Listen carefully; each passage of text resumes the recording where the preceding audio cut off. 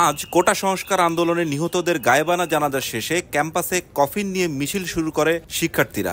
তাদের ওই মিছিলে একের পর এক সাউন্ড গ্রেনেড ও টিয়ার শেল নিক্ষেপ করে পুলিশ। এতে শিক্ষার্থীরা ছত্রভঙ্গ হয়ে যান। কিছুক্ষণের মধ্যেই তারা আবার সূর্য সেন হলের সামনে এসে জড়ো হন। এরপর ঘণ্টাখানেক পুলিশের সঙ্গে শিক্ষার্থীদের সংঘর্ষ চলে।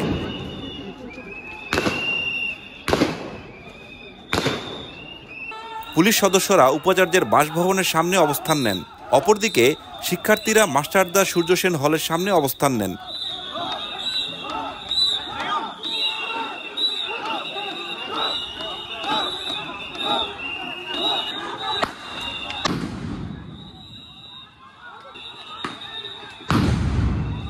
পুলিশের সাউন্ড গ্রেনেড ও কাঁদানি গ্যাসের জবাবে ইট পাটকেল নিক্ষেপ করে তারা।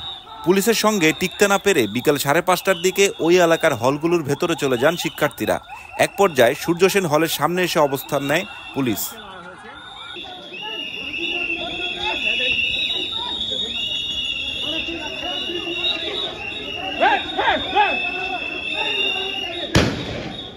হলগুলো থেকে বেরিয়ে শিক্ষার্থীরা নীলক্ষেত মোড়ের দিকে চলে যান।